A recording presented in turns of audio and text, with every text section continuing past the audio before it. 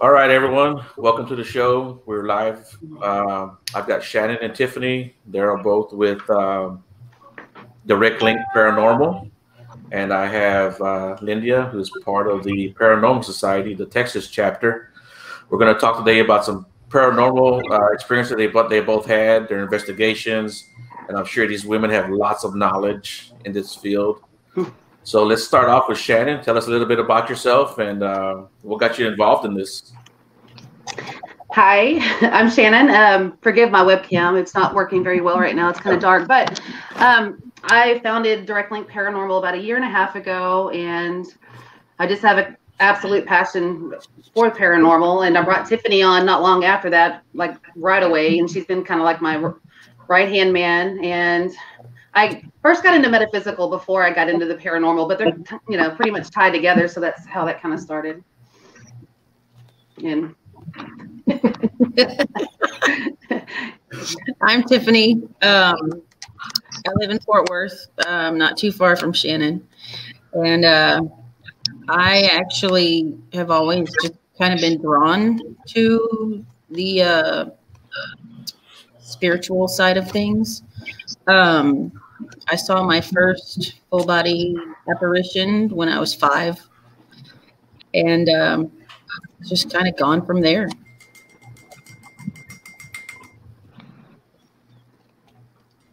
Lyndia? Oh, I'm sorry. I'm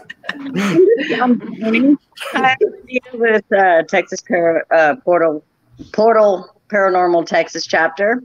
I've had experiences since I was about 3.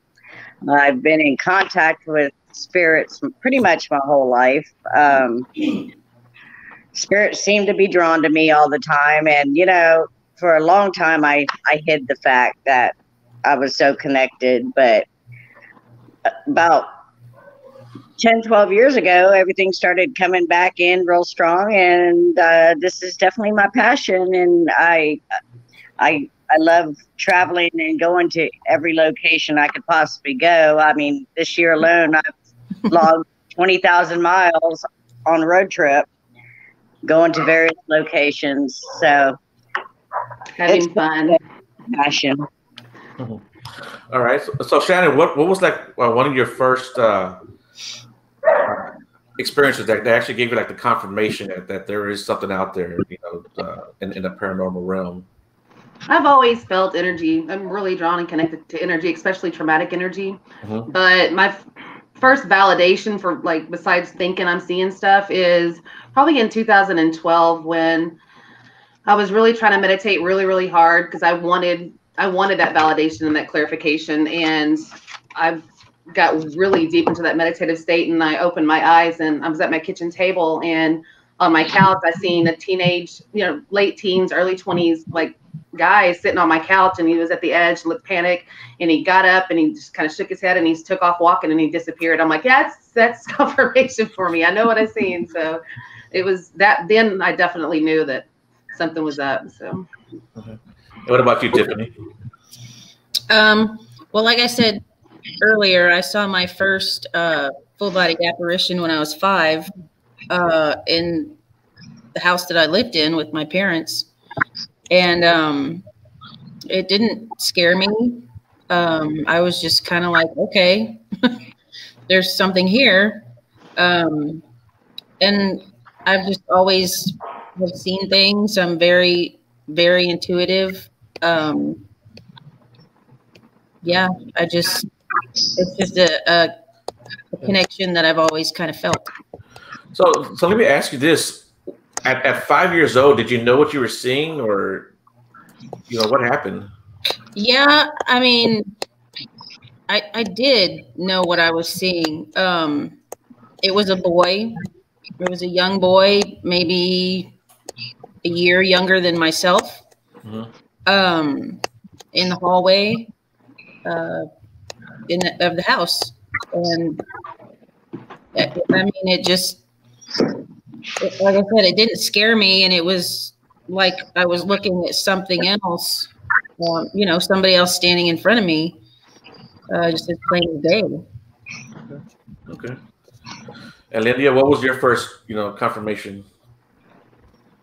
I don't have very much memory of it, but this is what my mother told me. At the age of 3, I would get up every single night at the exact time, every night, grab a ball. I would sleepwalk.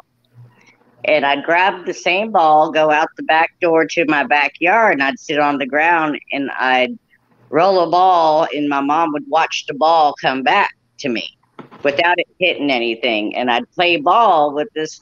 I remember waiting. She said, whenever she woke me up, I says, "But Mom, I wanted to play with the little boy," And anyway, so about 5, I started seeing him running around my house a little bit more. And then about 6 is when I really started seeing more and more spirit activity in my house. I mean, from my dead grandparents to just transient spirits that would just enter my house and try to communicate with me at a very young age. And it was terrifying at times, but I knew exactly what I was looking at. But my whole family, my mother, my grandmother, my sister, it seems like all the females in my family are connected as well. Sorry. Hey, maybe he wants to be interviewed too, so he's got something to say. My outside thinking, look out. So what was like your first interview, your first investigation, Shannon? My first legit investigation, well, I've always like played around with equipment. Like with my ex, we would go to like the Arlington Hotel and we'd have devices and we'd, get stuff on camera and stuff like that. But, honestly, my first real investigation, like where I said, okay, this is a legit investigation, was at Old Park Hotel in Ballinger, Texas. Okay. And that's when Chad Lindbergh was there. And I met Ghost Hunter Girls, Natalie Jones there. And, the owners of Old Park Hotel, Dan and Connie LaFave, who are amazing people. And that was like 1.5 years ago. And it's just been nonstop since. I'm so addicted to this now. Because I said I was in metaphysical before. Okay. And I've done, dabbled in investigating and stuff. But when you can tie, the spirituality and the connection to spirit and energy, and when you can translate that into, communicating with spirits, capturing evidence and everything, it's just, it's my passion now. I'm living my best life and I love it. My kids even say, "You're happier than I've ever seen you." And I'm like, because I love what I'm doing. Yeah. It's true. It's like. So you mentioned metaphysical a couple of times. What exactly is that? Well, to me, it's just like, spirit guides and connecting to energy and meditation and just, like understanding how energy flows and like the law of attraction and just, just different levels of spirituality and healing and self-worth. It's vast. Metaphysical is very vast. It covers a lot of different ground, but for me, it's like the spiritual side. And, once I started getting into metaphysical, I started understanding that I was an empath, an intuitive empath, and then a conduit. And so it's just kind of, the paranormal, like I said, it just tied together. It was like I was meant to get into the metaphysical first to really do what I do now. Okay. Does that make any sense? Yeah. Oh yeah. That makes perfect sense. Okay. And what about you, Tiffany? What was like your first investigation? What was that like? My first actual investigation was at the lake house. The lake house. Okay. The lake house. What was that like for you? It's an undisclosed location. It's local for us. And, the first time you hear footsteps with nobody there, it's it's something else. Yeah. And Lyndia, what was your first investigation? My first investigation was in New Orleans 30 years ago. Oh, wow. I've been in this for a very long time. Okay. Yeah. I moved to New Orleans after I graduated at 16 and started my life there and met a whole bunch of paranormal enthusiasts and stuff. And we went around, we did the cemetery first, and then we went to local residentials and helping people, with their haunted situations as well.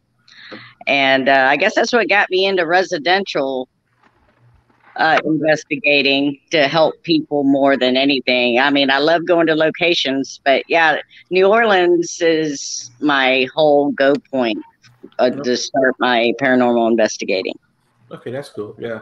No, I love New Orleans. I've been there a couple of times myself. I even did a couple of the haunted tours, which was pretty cool. Of course, you don't really do an investigation as much as just kind of go around talking about the sites. But yeah, New Orleans is a crazy, crazy place to investigate, from what I understand.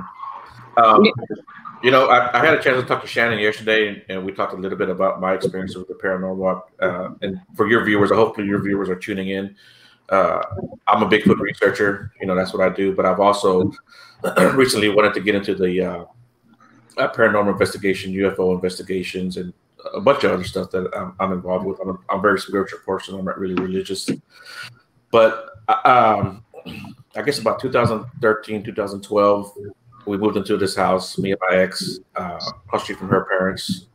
And right away, this place was definitely haunted. You know, we had a lot of weird stuff. I was telling Shannon, I could feel when somebody would sit on the bed. You know, I would always get ready to get after my dog. We had a boxer. I thought he was trying to sneak on the bed with me. And, you know, we were all poked like in the ribs. It was the craziest thing. You know, I was sitting on the edge of the bed one morning trying to wake up, and boom, got poked in the ribs, you know. And, you know, we've heard voices. When we first started, activity started really ramping up. My son went into the room by himself, and he asked, you know, on the recorders, anybody here with us? And he got a response and said, "Yeah." It was the craziest thing. So I love the paranormal. You know, we had faucets that would come on, like the shower would come on, and there was a shower that you had to pull out and turn up, you know, for the shower to come on. It was crazy. So, have you guys experienced anything like that? Yeah, a lot. Yes, in my own home that I'm moving out of now. Yes, absolutely. All through childhood, strange stuff like that would happen. My house had a lot of poltergeist activity in it as well. Both my parents were cops in Houston, and my mom used to come home when I would get ready to go to school. And I'd always go to her room to go sit on her bed and chat with her before I went off to school. And I went to go sit on her bed, and I saw a hand grab my arm, and I flew across the room, shattered the glass that was on the closet door, and got taken to the hospital, had stitches all put in the back of my arm from, so we had to call this team of Buddhists that both of my grandmother and my mother were Buddhists, so they have their own type of demonologists come out. And that, and at the Andrew Jackson Hotel, whatever was in my room kept on turning up the heater. And this is the location of the big fire in New Orleans and everything. And I'd literally see smoke in my room, and the heater would turn on. And it's one of those old time thermostats, you know, that you literally have to click the button and turn the dial. I'd turn it down to 60 and it'd go all the way back up to 80. You know, it's just occurrences like that keeps me going. I've had one big occurrence at the old Ballinger Hotel. Old Park. At Old Park Hotel in Ballinger. We were doing an investigation, and me and Shannon had gone outside to look for Eddie, and who had left a room quite quickly when a rock was landed. Anyways, I don't know if you're familiar with the Old Park Hotel, but there are stairs out front. There's cement stairs by the street. And I was standing at the top of those stairs, and Shannon was standing on the street in front of me. And there was nobody else out there. And all of a sudden, I went flying to the street. Got a bad case of road rash on my leg from it. But I was shoved from behind. Okay. Something shoved me. I was there, and she just went flying, and I'm like, I didn't know what to do. I was freaking out, and I laugh when people. I don't mean to laugh, but I'm like worried about people, and they fall in front of me or something. I'll just start laughing, and I'm like, I'm so sorry. But no, she was. I was right there, and she just went. I just went flying. Her phone like landed on the ground. Yeah. So when you guys shoved, I mean, could you tell there was hands, or was it just force? Or it felt like somebody put a foot in the middle of my lower back. Yeah. Oh, wow. That's what it felt like. That's pretty rude right there. That sounds like I would just be nice enough to shove you, not just give you a boot. Yeah, no, it felt like a boot back, and I went down. Well, the spirits at Old Park, they definitely let you know that they're there, and if they not get touched or pushed or. Well, I think even me and Dan decided that it was, what's his name, Duncan. Deacon? Deacon. Is it Deacon? Yeah. We think it was him. Yeah, I honestly think it's Deacon. That's what I'm picking up on, honestly. Mm-hmm. Yeah. So I stay away from those stairs outside. Well, we were, Lord, I've been there so much lately. It's like my second home. But Lyndia and I we're already almost shell shocked from all the investigations we were doing back to back to back. Mm-hmm. And so by the time we got to Ballinger, we were like, everything was active. Every time we worked together, it's like extremely active. And I mean, we both sense the same things. Okay. It's crazy. And it's like, go. We just started going down the stairs. We were running. I'm like, go. And everybody's looking at us downstairs like, what's wrong? And I'm like, you just wouldn't get it. Like, you wouldn't get it. But it is so active there. I highly recommend any investigator there. Behind us, chasing us down the stairs as well. So yeah, that was very interesting. Well, and last time me and Shannon were in that room, that new room with the 2 blue chairs. Yeah. We had that. That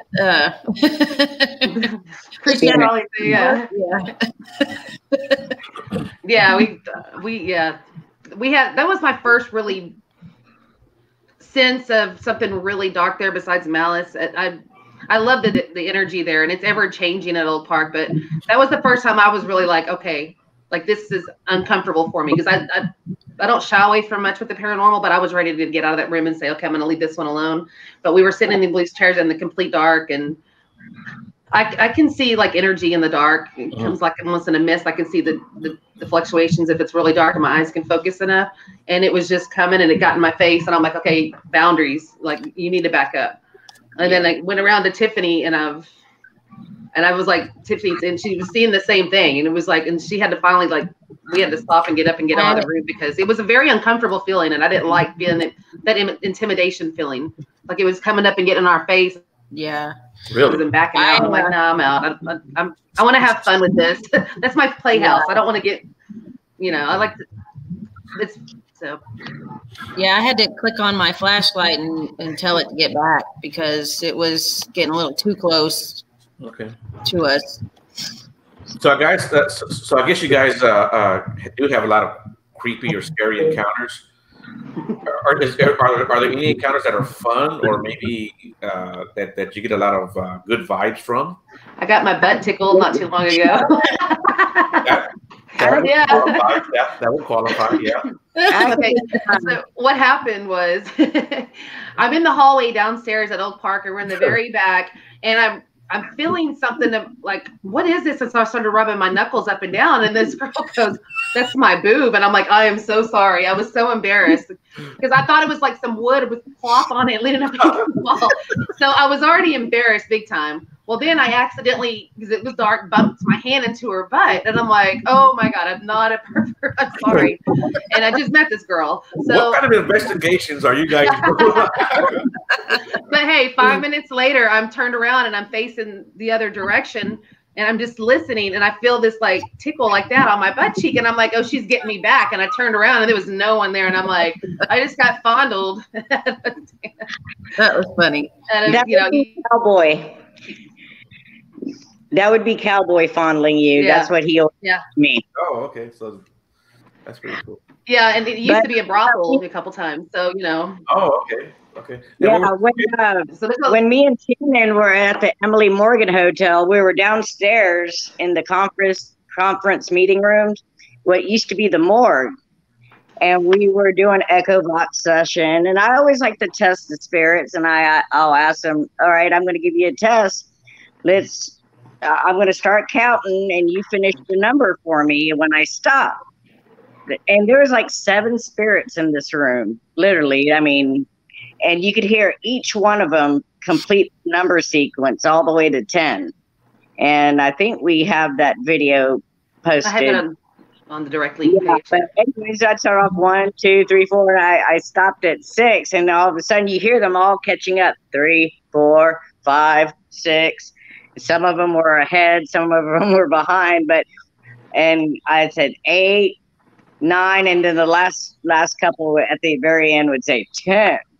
I mean, it was just really playful, and we felt really comfortable with these spirits. They really ultimately wanted to talk. You know, we got a few names that we need to research. We found out about a suicide, and then all of a sudden, things got really dark. You know, and all those spirits were telling us to get out and run. Wow. Yeah. And we you can see on the video. Sorry, I do that. On the video, you can see that we posted. I'm just like, all of a sudden, I'm like, it's right there, and I'm like, I couldn't even turn my head to look at her because she was next to me at the table, because I didn't like what I was feeling at all, and I was going, like, let's just go. But every time I went to turn my head to look at her, I'm like, I can't do it, because I didn't want to acknowledge any more than I already had what was right behind me. So it was time to go, and and then it followed us up the staircase, and we ran to the lobby. But that's another story. So Linda, you kind of touched on something I wanted to ask when you said all those spirits. So I guess you can go to an investigation. There'll be multiple spirits or entities there. Yes. Oh yeah. Usually there are, yeah, for the most part. I don't think I've ever encountered just one spirit. Around too. And usually they seem to follow me around. My last residential case, what we thought was just 2 people in there, we discovered there's a lot more, and they seemed to be transient and followed me to there so I could help them move on, or, you know. Yeah, so, yeah, there's definitely places that have multiple. I mean, I've been to, like, several places in New Orleans that's known to have 30 or 40 spirits. Oh, wow. I mean, just absolutely loaded. You know, very energy draining, sometimes very terrifying, but, you know, it's something that we almost desensitized ourselves to, you know, in this field, and we learn how to react and not react to certain situations. Mm-hmm.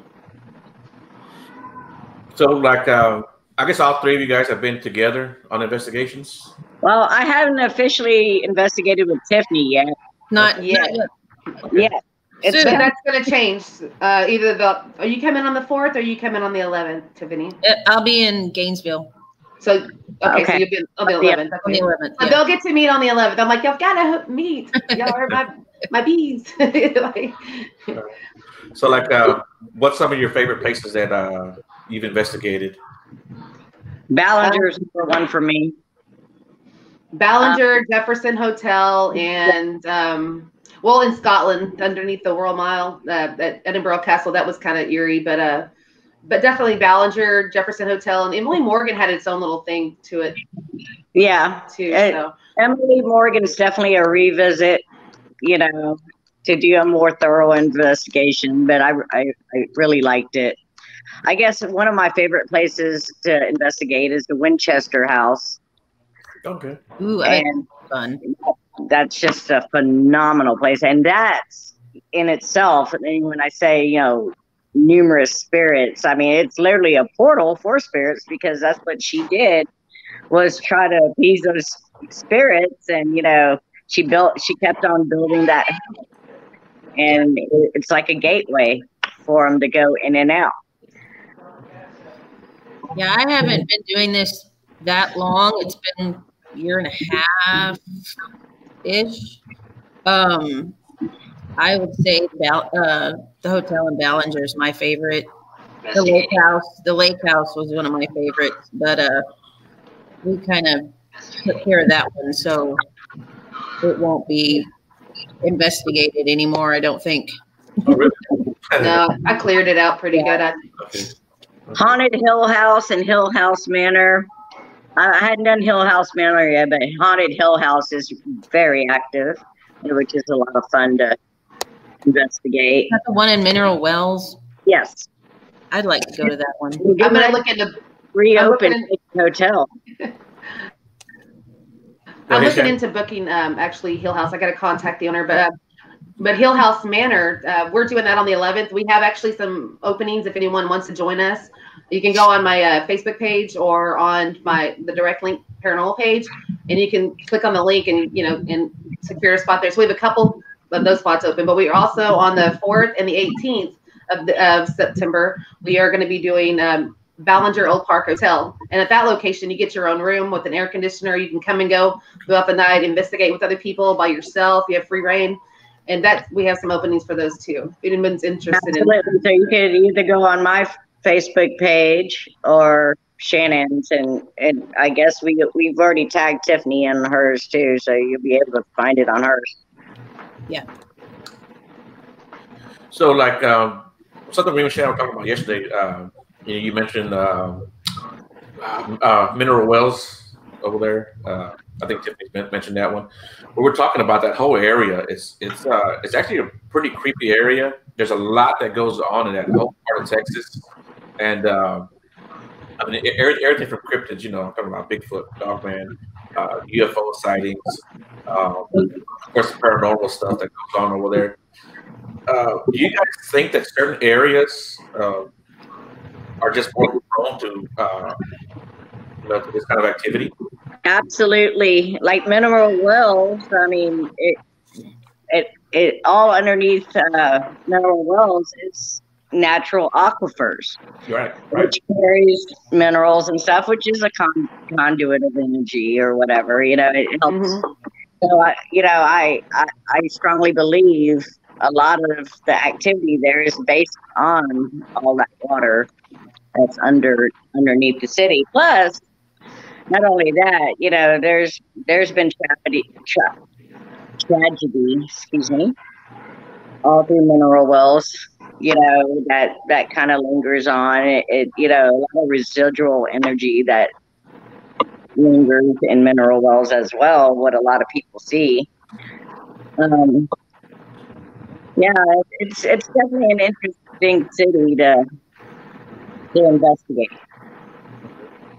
What are your thoughts, Tiffany? I feel, a lot of older areas that have more history to them usually are a lot more active, more hot spots than newer places. In my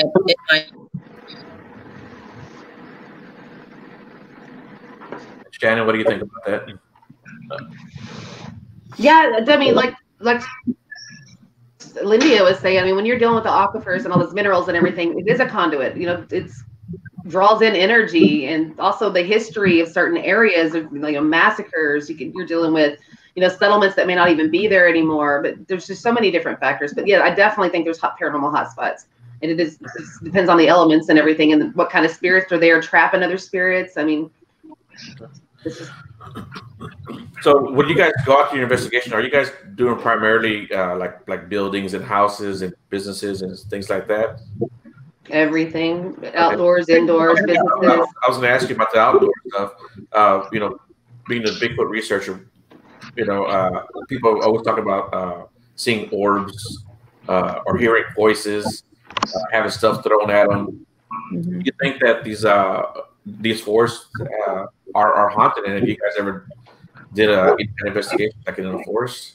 I just did Goatman's Bridge last weekend, and it's definitely creepy out there. We got some stuff on film and everything, and also through some still photography. But Yeah, I think and we were talking yesterday when you were saying a lot of people when they're out hunting Bigfoot, then they think they see stuff.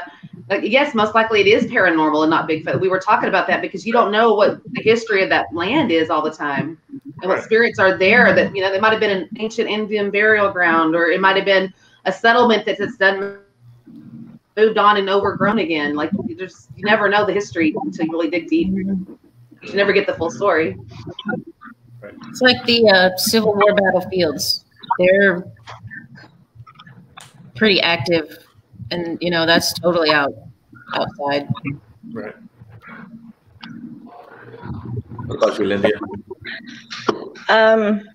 I pretty much agree with everything that Shannon says. I mean, like battles, like in San Antonio, for instance. You had the Battle of Alamo, all those thousands of people who died.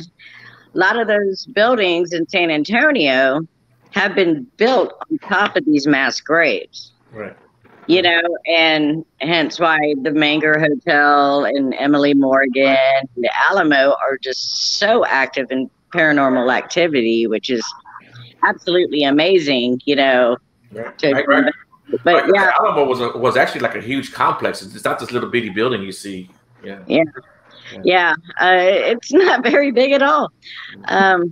But I tell you what, like at Gettysburg, all the blood spilt on that ground. I mean, it has to Gettysburg has to be one of the most haunted outdoor locations I've ever been to. You could hear cannon shots. You can literally see apparitions of soldiers walking by right in front of you, day or night. I mean, it's it all depends what happens on the land, and definitely outside haunts exist, and it's a lot more common than a lot of people realize. Mm-hmm. Do you guys ever take skeptics along with you guys? That's my whole plan. I want to start I'm in process of buying a bus, and I'm going to start a paranormal bus to take skeptics and enthusiasts on actual paranormal investigations with me to actual haunted locations. And like the Old Park Ballinger Hotel is the perfect location where it's not too intense for them, but if they go in a skeptic, they're going to walk out a believer, and the thing I want to do with the paranormal field is teach and help people understand that this is actually a real deal, and just give them the knowledge that they need to know. And, it seems like something that I want to continue to do is get more skeptics in and let them see what I see or what we all see. I'd like to get my wife to go, but I don't know. She's Marlon, no. Is she not a believer, or she won't do it? Okay. She says she doesn't believe in it, but I'm like, how can you be scared of something if you don't believe in it? So, yeah, she'll never go. I wish she would, but you made her a believer though when you got pushed. She's like, I have to believe my wife. Yeah. So now she's worried about her. Every time we go do an investigation, she's like, keep her safe. Don't kick her anymore, Shannon. Yeah.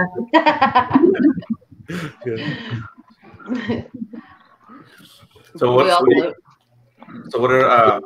do you guys have coming up as far as your investigation? I know we've touched a little bit about that, but okay, on the 4th we're doing Old Park. Old Park Hotel. It's a private investigation, but we do want to add a couple people to that because it is such a big place. So if anyone that's experienced in the investigation field, please let us know, and we'll talk, get in contact about that. But then the next weekend it's going to be Hill House Manor in Gainesville, Texas. That place is completely awesome. It's got a huge well in the middle of the damn house. It's very weird. It's very creepy, very weird. And I had a lot of that place creeped me out. I actually wouldn't go back into a room, and that's very rare for me to not want to go back into an area. And then they light it up. Then the weekend after that, we're doing a public event in Ballinger at Oak Park. Yep. And we're going to do Old Park again on the 18th. That's a public event. We have some spots open for that one. And then I want to do some throw-in, fill-in things. I got another residential coming up probably next week during the week. Oh yeah, by the way, Lyndia and Tiffany, we got a residential now. I got it yesterday. And then we're working on getting to where we can do a lot of chartered road events. And I'll let Lyndia tell that one. Yeah. Besides the chartered road events, I also have an event coming up on October 3rd, going to Broken Bow Asylum. Yes. Ooh, that would be cool too. Was that Oklahoma? Mm-hmm. Huh? Okay. Yeah. Okay. And Daryl Marston from Ghost Hunters will be there with us as well. Yeah, Broken Bow is another crazy place. Yes. Or when you talk about all the different aspects of what we're involved in, Bigfoot and UFOs is paranormal. Broken Bow is another crazy place. Yeah. So, what are you guys' plans as far as how do I say it? Getting more people involved? Trying to get like a bigger community in the paranormal, or is that what you guys are trying to do or wanting to do, or you guys find just being by yourselves as far as your own little groups, or are you trying to get more people involved? I love sharing the paranormal. That's why I just did kind of like a beginners group. I hosted an event a few weeks ago in Ballinger at Old Park. I just want to share it. I want people to experience it because it is literally my passion.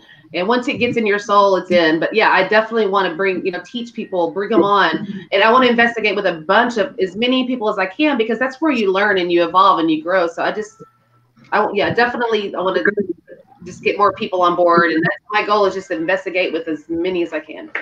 That's why we go live a lot when we're doing an investigation. So people can kind of get a feel for what we do, maybe see what's going on at that moment. Maybe get some more people interested. So on your last investigation tour, Shannon, you had some pretty good footage. It was pretty wild, actually. Talk to us about that whole road trip. From the beginning. Yeah, but you don't have to talk about everything, but Okay, yeah, absolutely. I just met Lyndia a few weeks ago because I was through, Dan and Connie LaFave from the hotel. We became Facebook friends, and then I'm fly by the seat of my pants, and so is she. So she was like, "Hey, why don't you come down? I've got a room at Emily Morgan. Why don't you come down and we'll investigate? And hey, if you want, we'll go to Ballinger the next day." So I got hold of my parents. You want to keep my 3-year-old for a few days? And so and of course, my parents were so supportive, absolutely supportive, and they said yes. So I drive down to San Antonio. I meet Lyndia, and we investigated there at Emily Morgan. We got some creepy stuff. We became real quick, and then had great experiences there. And the next day we head up to Ballinger, and we're caravanning and hitting the road and back roads. And then we get to Ballinger, and we, had great experiences there too. It's always great. I can't say enough about the Old Park Hotel. But then I come back home for a day or two just to see my 3-year-old, spend time with him. So then we hit the road again, and then we go to Jefferson Hotel. And that place is very, very active. I was not expecting the activity that we actually got there. Their equipment, Daniel Cochran was with us, and Lyndia was there, and their equipment kept dying. They couldn't keep their batteries charged. Mine never seemed to be effective. I don't know if they're drawn off my energy, and not my devices, but because of the device failures that kept happening, we were hearing way more than we can even get on footage, and we got really good footage anyways. But this is stuff that's being thrown, knocked over. We're hearing footsteps. We're hearing music. We're hearing people's conversations. We're hearing singing, water drops. A little boy had drowned there in one of the bathtubs, and we were hearing we did get that on on the boxes, but water drops clear as crystal as day, just drip, drip, and you hear a little boy going, "Help!" That was kind of scary. But I decided when we were doing a session with this doll Eddie there, I just felt the need to get up and walk around with my camcorder, night vision camcorder. And so I'm walking around and I'm going around to the front, and I go to this room where he's storing, because it's under renovation right now. And there's this room where he stores a lot of things that are going to be throughout the hotel, a lot of creepy stuff, a lot of antiques, really cool. I mean, he's got a great collection. But there's this doll standing at the piano, and it's like, I guess, child size, almost like life size. And she's creepy. I mean, she's just, if you wouldn't think she's creepy just because she looks a regular doll, but she's creepy. And so I was sitting there filming her, and I was like, I was kind of drawn to her. It's like, well, I'm going to try to interact with her. So I started, hey, can you look at me? I was like, and I tried to trigger a response. So that's why I asked, I told her, it's like, I'm going to call you Anna. I just felt like I needed to build some kind of rapport or communication type with this doll.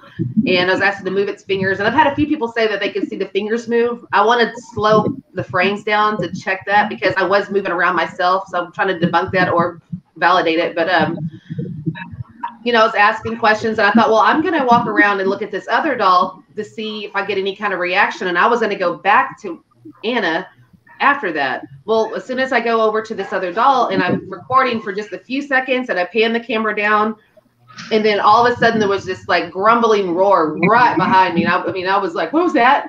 But on the audio, it sounded like but in person, it was a very grumbling roar. You could hear it in the kitchen. And you could hear it through the whole hotel.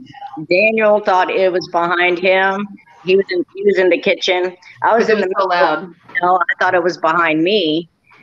And she said it was behind her, which we come to conclude it had to have been that doll, but it was that right. And we think that, like, and I've had a lot of other like mediums and stuff like that say that doll was very upset that you were communicating or ignoring it to go to another doll, and that's exactly what I was into it. That's what I was getting off of it. I had made a connection to this doll, which I'm going back, Jeremy, to that doll. I want to sit down with that doll. And I'm not done with that doll yet. I'm going back in 2 weeks. Probably after the Ballinger on the 18th. I think somebody wants an invite, Oh, she already knows she can come anytime. I know. I just wanted validation. There you go. Everybody's invited. Yeah, I've already told Jeremy. I was like, I would be honored just to sit down. And he goes, well, looks like I got another haunted doll. And I'm like, yeah, you do. Those creepy suckers stashed away in that hotel. That's another place I highly recommend. That if you want something very active, it's just very interesting. Collaborative. I just can't explain the energy there. Like, it's Old South Western at Ballinger. I love the energy there. But Jefferson is a different type of energy. So, I mean, both places, absolutely hands down, you've got to investigate and look into because there's stuff going on. But we had the spirits at Jefferson like to toy with you. No, they like to make you chase them.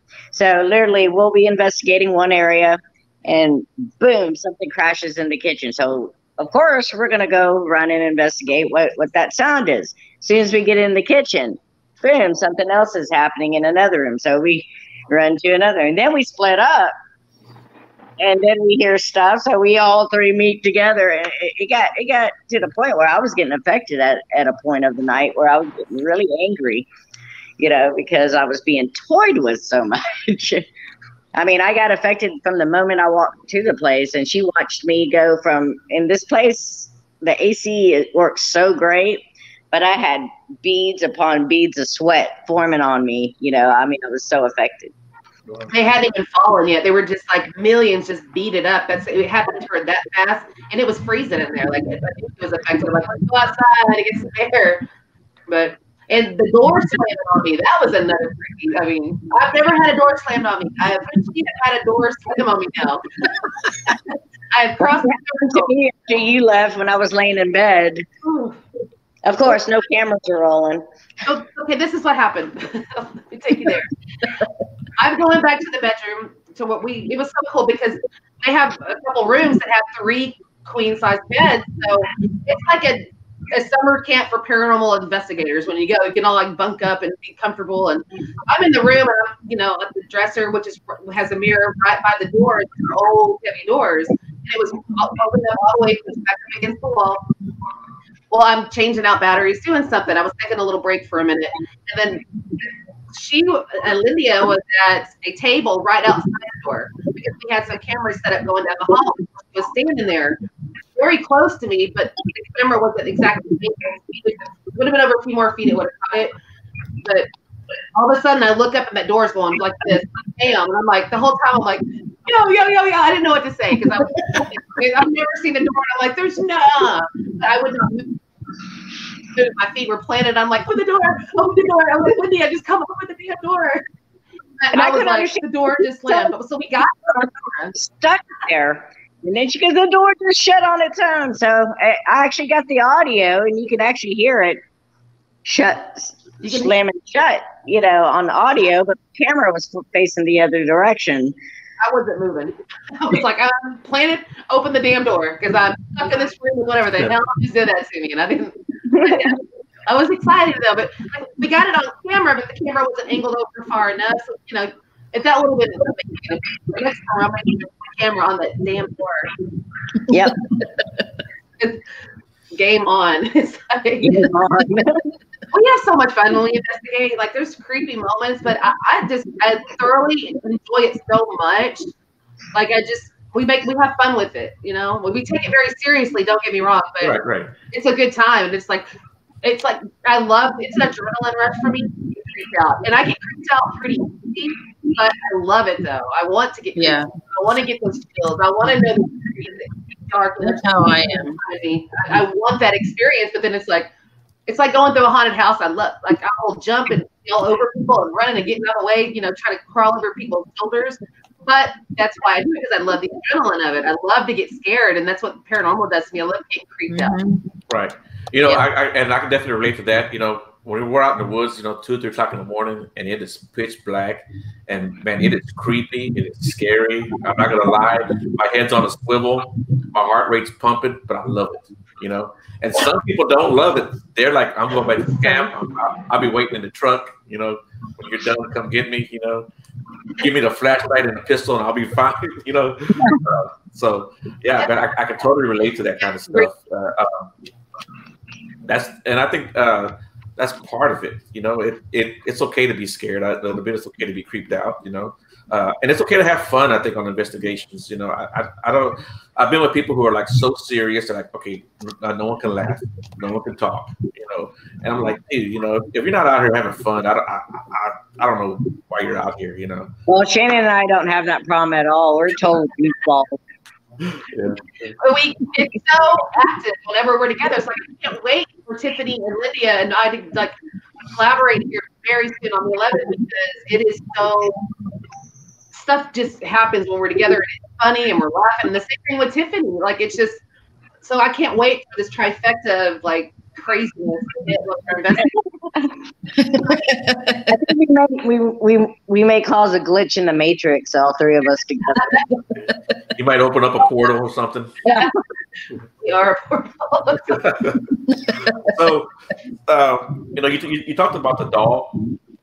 I know that it seems like to be a common theme with dolls being some kind of I don't know, conduit, you know, or spirits you use a lot. Are there any other objects that you come across? Furniture. No, like my residential case that I'm still working on, not far from here. We discovered a lady was attached to her antique armoire.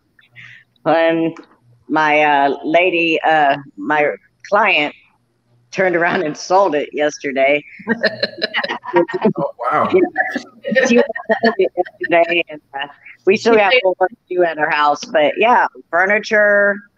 I mean, it could be anything from like a little kid's toy to a doll to, you know, just the house itself, you know, absorbing, you know, traumatic energy or whatever, you know.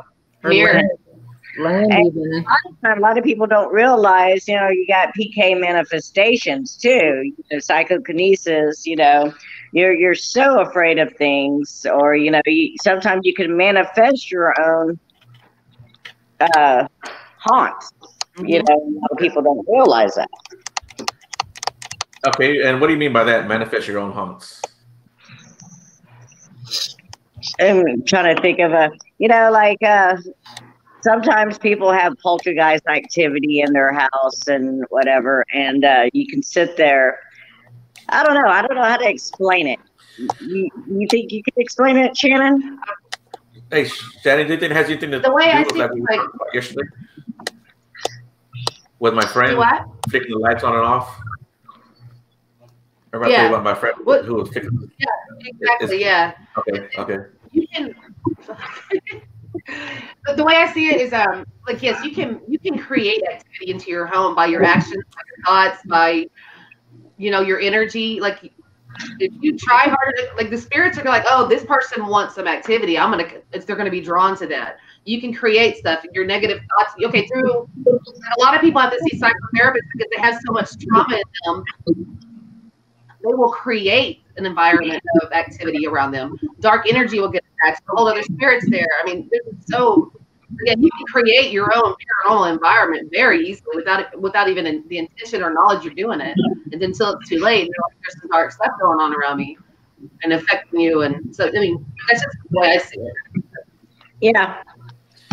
Well said. So yesterday when me and Shannon were talking, I was telling her about a friend of mine. He had bought a house, and well, he didn't buy a house. They were renting the house. It was like one street away from his father-in-law, and they bought this house. Rented the house. They saw when it was up for rent. They pulled in. They saw people working on it. The daughter of the owner was there. He asked her, "Hey, you know, when's the house going to be ready?" She said, "Like in 2 weeks, the house will be ready. They're just redoing the kitchen." He asked if he could look at it. She goes, "Yeah, you can look at the house." So he walks in there, they look around. Him and his wife liked the house. At the time, their daughter was like 5 years old. And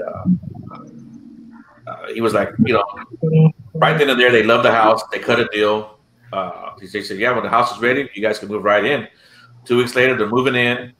One of the neighbors from the street comes over and says, "Hey, I see you guys bought, you know, Jack's house." He's like, "Yeah." He says, he goes, "Jack, you know, actually died here." You know, so my buddy asked him, "Well, what happened?" He told him that he was terminally ill, and he was an older gentleman, and he had got to the point to where he just wanted to end it all. So he committed suicide in the kitchen, which is the area that these people were remodeling when he got there, and so he decided to stop messing with his wife. So he would flash the lights off and on and say, "Jack's gonna get you. Jack's gonna get you." Well, when he did that, I mean, just the activity in the house just went through the roof, and it actually scared them really, really bad. That's when they would see like the figure called the Hat Man. That's what we were talking about yesterday, Shannon. Mm-hmm. They would see the figure in the house.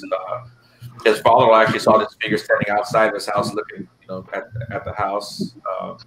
The ceiling fans would just go on full speed. The AC would go back to like 60 degrees. Things would get unplugged in the house constantly. You know, TVs, irons, flat irons, anything they would plug in would be unplugged. Their daughter one day, like at 2 or 3 o'clock in the morning, woke up screaming. They ran to her room. She was laying on her bed. I mean, on the floor. She had one of those toddler beds. You know, they're only like a foot high off the ground. She was laying face down, and she was missing her front tooth, right? It wasn't just missing, but like the gum area. It was like her tooth went this way and like tore her gum apart. Wow. And he said the damage she did just from falling off of the bed, you know, onto carpet. You know, he's like, we don't know what happened to her. So they were looking for her tooth. They couldn't find her tooth. It was like 10 feet away from her, you know, from that spot. And so you know, they didn't stay in that house very much longer.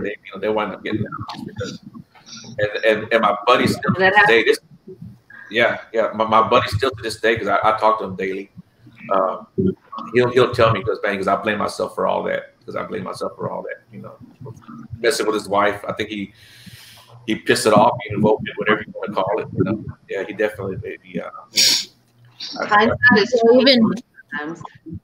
Well, that remodeling the kitchen in that house could have stirred him.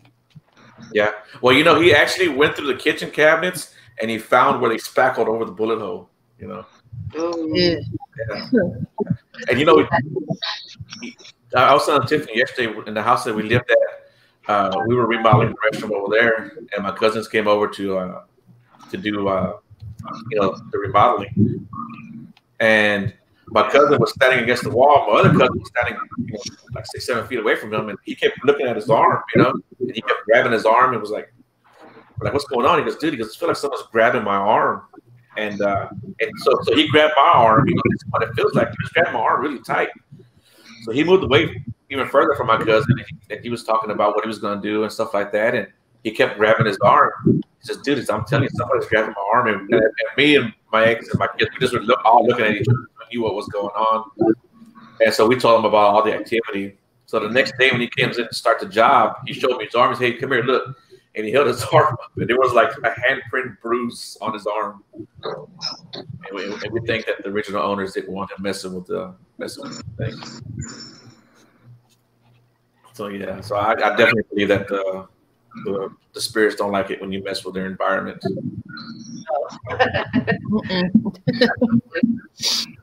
That's why I always, whenever I enter a location, I ask for permission and I thank them for allowing me to share their space with them. And especially when I leave, I thank them for allowing me to be in their space again to keep them at bay, hopefully, you know, and where nothing follows or attaches itself to me or whatnot. But ultimately, it's their space. And, you know, we're actually violating their space, you know. So we it's good to have a good rapport with your spirits, I think. I think you're right. I think you're right. And that's what we tried to do. We tried to make sure that we respected everything. You know, we didn't want to mess with too much stuff.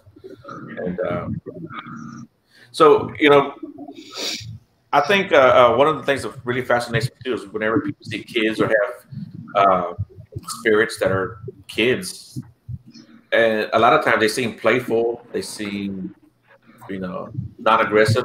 But are there ever any instances where children can be aggressive and not so playful? Go ahead. Yes. Yes. Just like in real life, I mean, there's children that are aggressive, and especially if, you know, they're angry or if they're confused or upset. You know, I can definitely see a child spirit being confused or angry. You know, why am I here? Where's my mom and dad? And especially if they died tragically, like, yeah, like, or maybe don't want you there. Just, you know, there's a lot of different elements. Every case is different, you know. Right. Okay. That makes sense.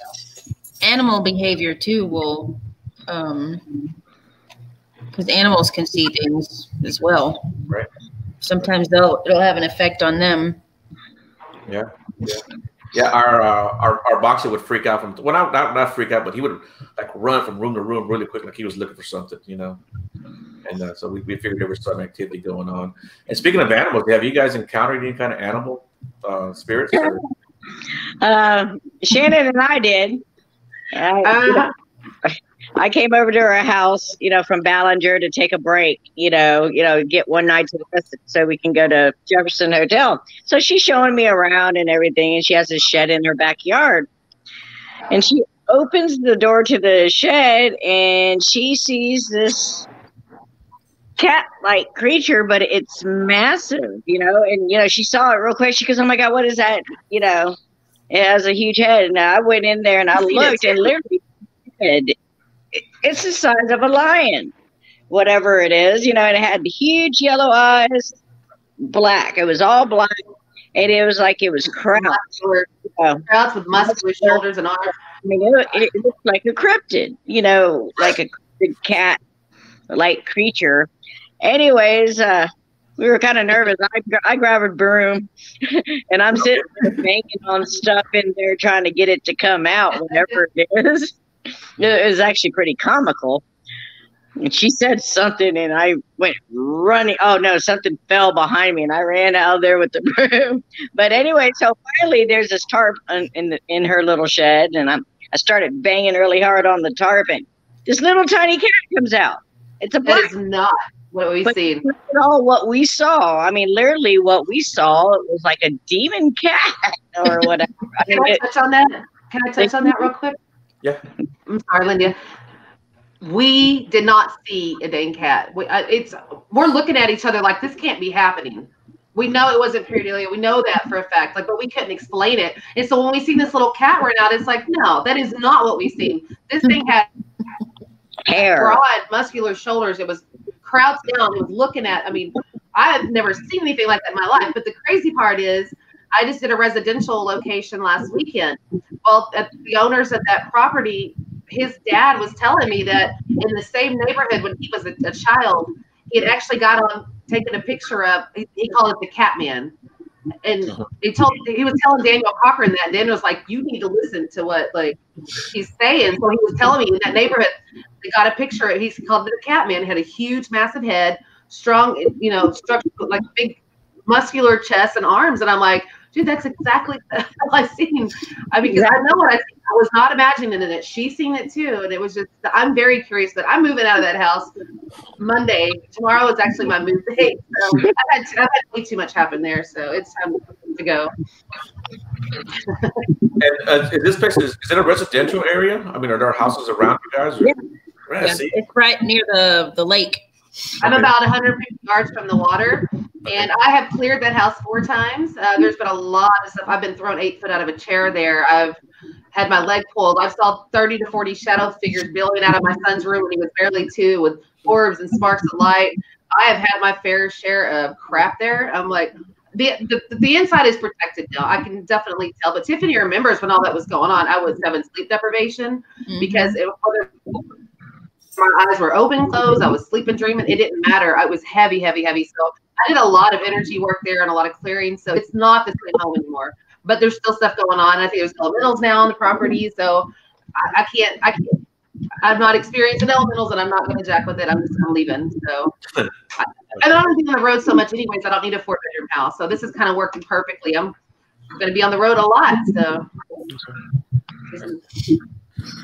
So being involved with Bigfoot, anytime I'm out in the country or I'm driving by down an old dirt road or even like railroad tracks or creeks or rivers, man, I'm looking down these areas. Do you guys do the same thing when you're driving by a certain area? Do you guys look at houses or buildings like, man, I want to check this place out? Absolutely, without a doubt. We see a cemetery, we got to pull over and go check it out. Go walk through it. Take a bunch of bridges. I'm drawn to old bridges. I love old bridges and stuff like that. I have to stop, or see an old farmhouse in the middle of nowhere. Have to stop, and hopefully I won't get shot walking on property, Yeah, especially in Texas. I always try to get permission before going on anybody's property, but standing afar and taking pictures and seeing if I could pick up any kind of energies from there. It's fun, being on the road. Everybody says, why don't you fly to any of your locations? Why? Because you could see so much more on, being on a road trip and experience a lot more, Yeah. You can look across a location and not even plan on it, I'm like Thelma and Louise, hit the road. It's like, I got the gear in the back. Let's go. Yeah. So there's a lot of fun going to be coming here. Yeah. Well, we're trying to get through 2020. As soon as 2020 is over, 2021 is going to be epic for us. At the rate things are going for us right now, we seem to have everything in check.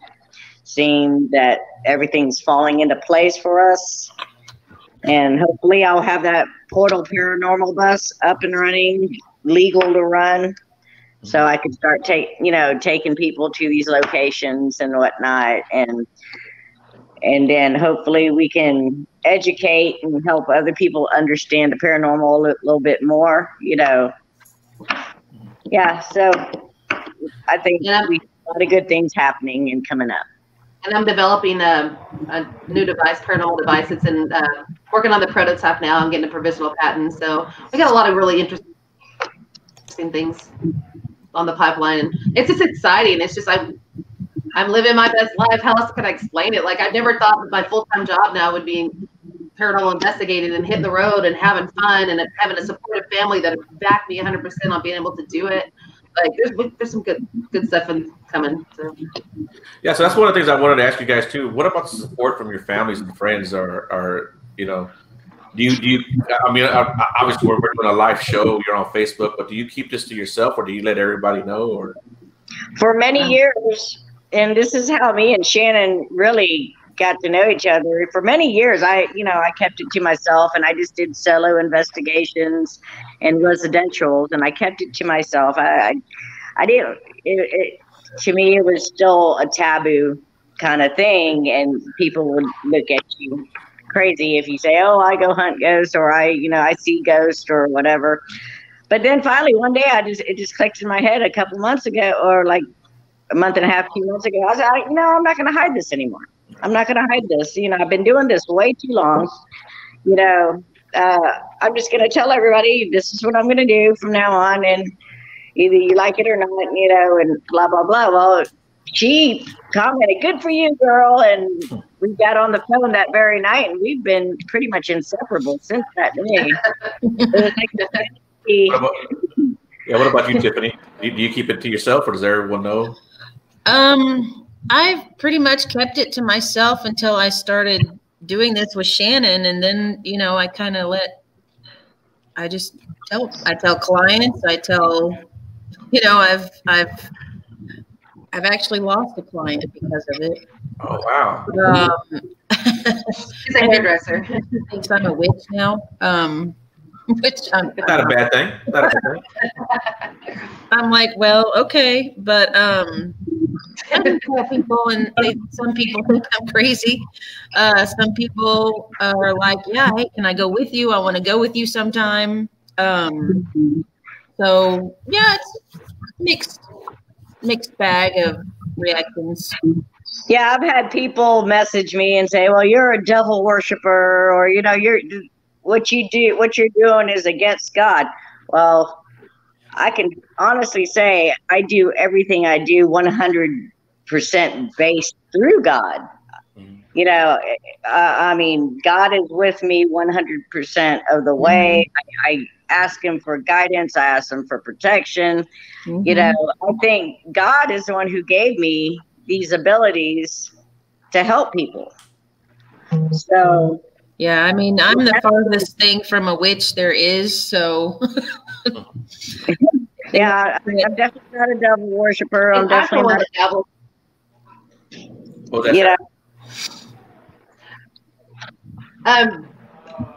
I haven't had one person literally like attack me in any way, say anything negative. People like feel a little creeped out, but they're more intrigued. So I haven't had any like backlash, and I scream it from the rooftops what I do. I want everybody to know because I want to talk to them about it and get engaged in conversation. Yeah, I'm not talking like the gas station or not like that, but when I'm interacting at a social event or a barbecue or just on social media. But as far as my beliefs, I work with all different, because of the metaphysical realm that I was in before, I'm more spiritual than I am religious, but I do believe in my God. I do have my God, and everyone's version of God is different, and that's okay. But I work through archangels. I work through, so many different realms. I try to take something positive from a lot of different aspects and different viewpoints and ways of doing things. It's like whatever works for me and I'm connected to and I feel good about it. If I feel negative about it, I shouldn't be doing it. Right. But if it's positive for me and it works for me, then I'm doing good work, that I'm doing goodwill. So. Okay. Like me, I'm the same way. I believe in a lot of different things. And I just kind of wrap it all into whatever it is, I don't believe in just one, whatever, Yeah. Yeah, to get into religion and all that, but. Yeah, I never really hid what I did, but I never really broadcast it either until maybe the last 2-3 years. Just because kind of like what you were saying, Shannon. You want to, share your knowledge, but also want to gain knowledge too. And if I'm tight-lipped about it, there's not going to be any kind of exchange of information, So it's funny. I've gotten people like just by talking about Bigfoot. I mean, I've got so many strangers that have asked me stuff, come up to me, tell me their stories or their encounters, just because I talk about it, and it's like, if I tell like a group of 10 people that I'm into Bigfoot, somebody will come and tell me, hey, come here, I got something to tell you. Even if they might not say it in front of the other guys, they'll come and they'll find me, they'll put me to the side, and they'll tell me that either they had an encounter or someone that was close to them had an encounter, and it's funny. It always works like that. I had a decal made for my truck. And so when I went to go pick it up, the guy asked me, he goes, hey, what's this Bigfoot stuff? And I told him I investigate Bigfoot. I research Bigfoot, and he told me his stories about his families that had told him, his older uncles, and even his grandmother had told him that up in Nacogdoches, where that's where his family's from, that they had all kinds of encounters growing up. And he told me one of the best ones was from his uncle. When they were younger, they were like 10, 11 years old, they were walking on the tracks. They got those white rocks along the tracks. He said about 40 feet away, this Bigfoot stood up and it was solid white. They didn't even see it because it was squatted down and it blended in with the white rocks. It just stood up and walked off the tracks into the woods.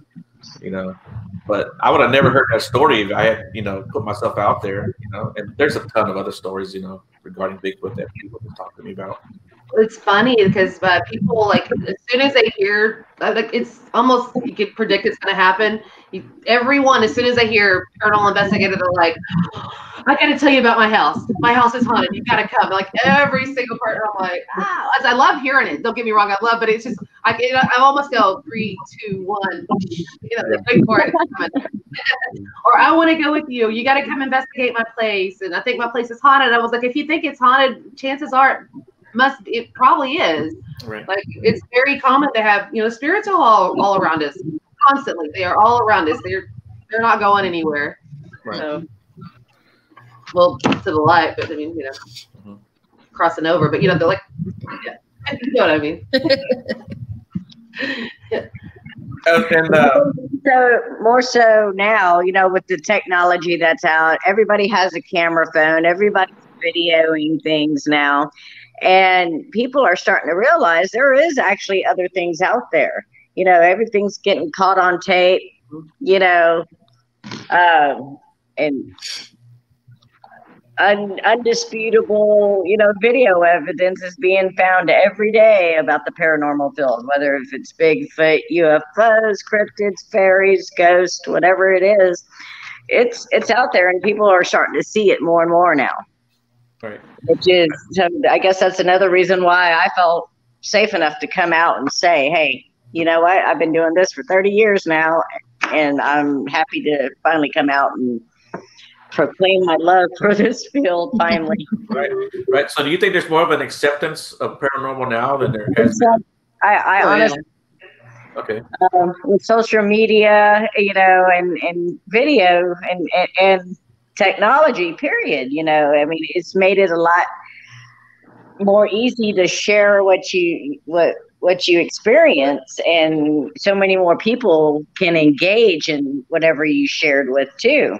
Right. And everybody can come to their own conclusion a little bit easier than 30 years ago when you just had a Polaroid.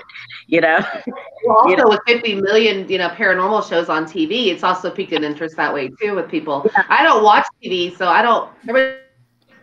It's like, what's your favorite paranormal show? I'm like, I don't watch TV. I do, however, we'll catch some episodes on Travel Channel on the Amy Allen on Dead Files. It's like, I love her. But other than that, I don't watch TV. But a lot of people are being introduced to the paranormal through the entertainment fields, entertainment stuff like that. So. Yeah, and I think with the way information is shared now, whether it be social media or even regular TV, people kind of say, "Oh, you know what? I got that going on. That's what's going on in my house." I've had people come up to me, actually family members. They have some land in the Austin area, and they were like, "Hey, you know what? We've been watching these Bigfoot shows and all this stuff that they say we have going on our land." So if it hadn't been for that information, I know some of these shows are probably not really maybe solid evidence. I'm not dogging any shows in particular, but I think it's a good thing because it brings more awareness. People can open up. Believe it or not, some of the shows I'm not a fan of, but some of them I'm actually a huge fan of, and I'm not going to mention any shows' names, but yeah, it's definitely brought a lot of awareness, and it almost like it gives the people, the audience who are actually experiencing things in their house, they can actually relate now. It's like, so I'm not crazy that this stuff does happen. And now they can actually feel safer to reach out to somebody without being ridiculed or being called crazy now, which is great. Tiffany, what do you think, Tiffany? Yeah, I think now that I've talked about it more since I've been doing this, I've come across a lot more people who are into it, but open to it. I think TV has helped a lot, right? With all the shows that they have now. I think it makes people realize that maybe they're not the only one that, maybe they see things or they hear things that, otherwise they may have thought maybe they're crazy. Yeah. But they're not, it happens. It actually is around. So. Yeah, that's kind of how I got the title Beyond the Woodline. I just kind of said, you know what, because I'm always in the woods, of course, so I kind of got the title Beyond the Woodline, knowing that there's war out there, this Bigfoot, and trying to open up my mind a little bit more too. Mm-hmm. Even though I always kind of believed in UFOs and of course, paranormal stuff. So yeah, that's where I got the title Beyond the Woodline. So I thought it was pretty appropriate. I like it. So when it comes to, yeah, thank you. So when it comes to doing the investigations, I know a lot of people actually, or a lot of places will advertise that they'll let you, use their area for the weekend, whether it be a hotel or old abandoned building, whatever they have. How do you guys go about finding place that you might see? What, I want to investigate this area, or I want to investigate this building. Do you guys find the owners for these places and ask them first, or? Yeah, you definitely have to contact the owners and, or try to find the owners. There's a rule that you never go and investigate a place without permission from the landowner, from building or whatever. Not only it's dangerous, you can get yourself hurt, but, it's just respect. Right. You have to show all out respect to all sides of the paranormal field, whether if it's, going to a building or an abandoned house even, find that sign, reach out to the landowner or the owner and see if you can enter their property. Yeah, but that's what we do. We find, we hunt down the owners and we, pitch our story and see if they'll let us come investigate. Not everyone wants you to investigate their property. They get freaked out by it. Oh yeah, and I understand that too, because I've seen land that I wanted to investigate, and I'll ask the landowner, about it, and they're like, no, stay away from me, get away from me. Yeah. Okay, no problem. Like, yeah, I don't want to know if anything's here. Yeah. Some people are really in I don't know if denial is the right word, but they don't want to know for sure. Bliss. Yes, exactly. You're correct about that. Do you guys have any advice for like newcomers to the field as far as like what they should do, what they should expect and not expect, maybe equipment? And Shannon, we'll start with you on that. Yeah, with newcomers is to be patient, because everybody, I've noticed when I did that hosted that kind of a beginner event, a lot of them were just like, they want to see something, they want to see it now. I'm not getting anything. And that was like, no, you have to like be in the moment. You have to relax and just kind of let it happen. Just don't rush an experience. Eventually you're going to have something. You're going to experience something. Just be patient, be calm, be quiet, be respectful of other people that when they're investigating. Like if you enter a group that's investigate. Also, don't investigate alone. That's very important, especially on like big locations. It's you should always investigate with someone else and wear comfortable shoes. I like to wear stretchy pants. I mean, have a first and just also mark.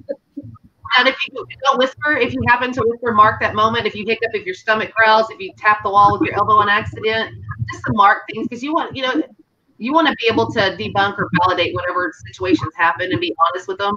So, but it's just mostly just be patient. I think patience is so important in investigating. A lot of people get frustrated. I'm like, what? Once you start experiencing things, it's going to happen more often to you because you've learned how to tune into it. But so I would say patience is very important for beginners to have. I usually tell people it's like fishing. You gotta sit there and you gotta be quiet. You gotta wait for it to come to you, and it will. You just gotta be patient with it. Agreed. I mean, they hit the nail on the head on everything I wanted to say. Right. Yeah. I think that's true too for the Bigfoot world. People want to go out there. They want to start hearing these tree knock howls and screams. I'm like, it's like fishing. Sometimes all you can do is camp, and there's nothing wrong with that. Or, even hunting. What you being in the woods, even hunting, you gotta stay in your blind. You gotta be quiet. You gotta observe and listen, and Yeah, and me loving nature so much. There's nothing better than sitting out by a campfire, really. So even if I don't get any activity, I'm happy. I didn't mean to laugh. I'm sorry. Just like that's not how her and I investigate though together per se, because it's always so freaking active. They come to us and we're not sitting in the blinds. We're going in multiple directions, non-stop. It's crazy. Together, there is not a quiet moment ever. I mean, it's like we are bombarded from the minute we pull into the parking lot of whatever location we go to the time we go take our luggage to the room or whatever, unload our paranormal equipment. I mean, it's just nonstop with me and Shannon. I mean, we don't have a downtime when we investigate together. It's just well, like I said, the spirits love to just hover around me, and she can validate how I mean, it's just active all the time. I mean, it's active at my house as we speak. So what about like equipment? What would you recommend people who want to get started? What would you recommend that they get first? And, I know that a good voice recorder, work on your EVPs, and learn proper usage, ask your questions and give it a 15-second silent time in between each question, and good EVP. Let's see, a good camera to record, and a lot of times, your cell phone has everything you could possibly need a lot of times. You could keep it as simple as that because I've caught some phenomenal evidence on my cell phone, just to start out, and then eventually you can get like a K2 meter and, or, something that can, and learn how to, there's so much that you can get a good basic flashlight. I always carry like 20 flashlights on me because most of the time I'm the only one that has flashlights. So I'm handing them out to everyone. But flashlight's very important because you want to see where you're going in the dark because you're not always. It's 90% of the time it's going to be dark where you're investigating, and you need a flashlight for safety reasons and to help. If you're recording, sometimes if you don't have night vision and you're a beginner. You want to light up the area that you're with your phone, that you're recording if you're using a basic technology at that point. But yeah, flashlights are really just so basic, but so important on an investigation. Batteries. Batteries.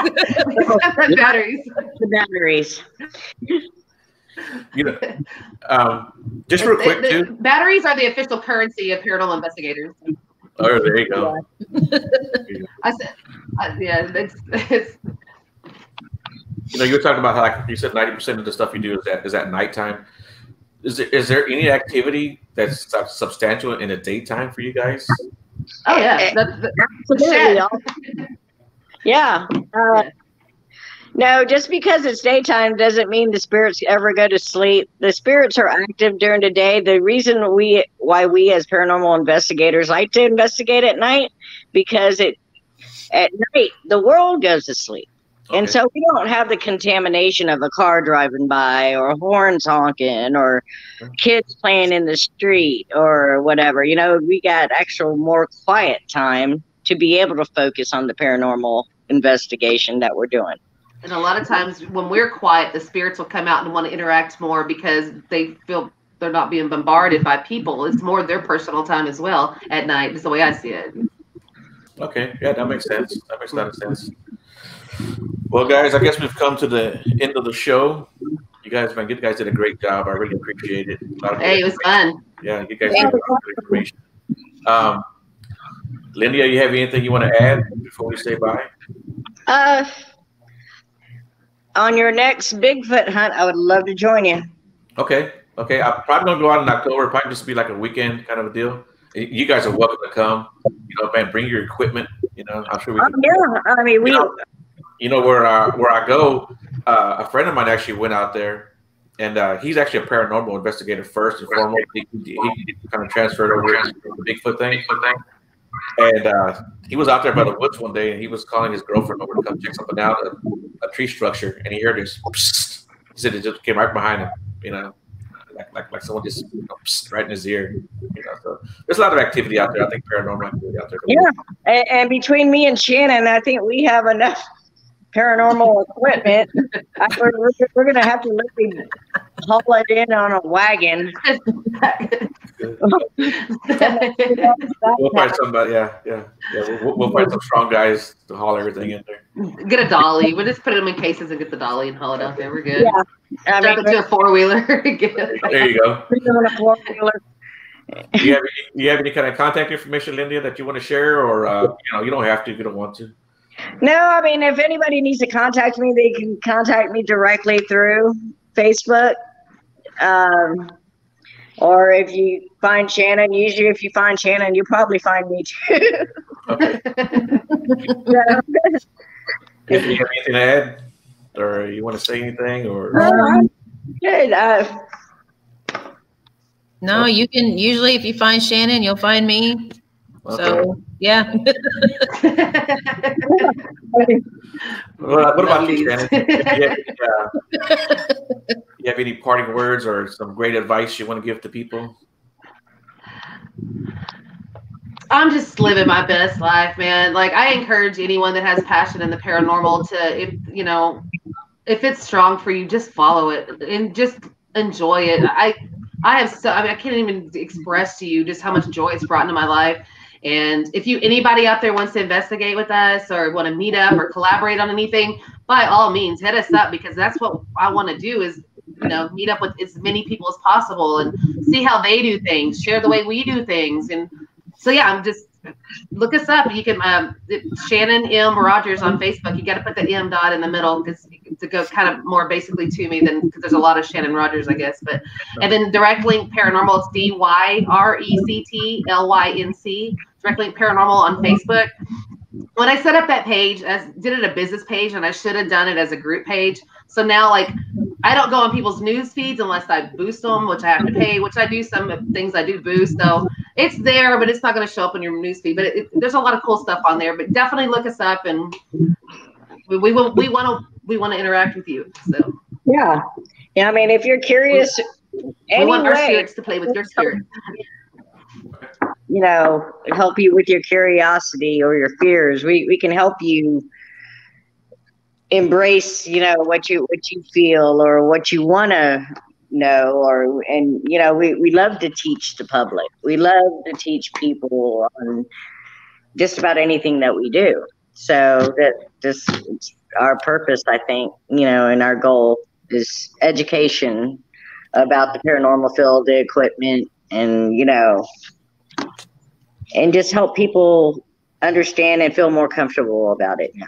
Exactly. And to learn. I'm an open book. I want to learn as much as I can. I'm a sponge because I'm not the most experience as far as how long I've been in the field, but my passion is just, and I'm absorbing everything, and it's just flying at me, and I love it. So teach me what you know, and I'll teach you what I know.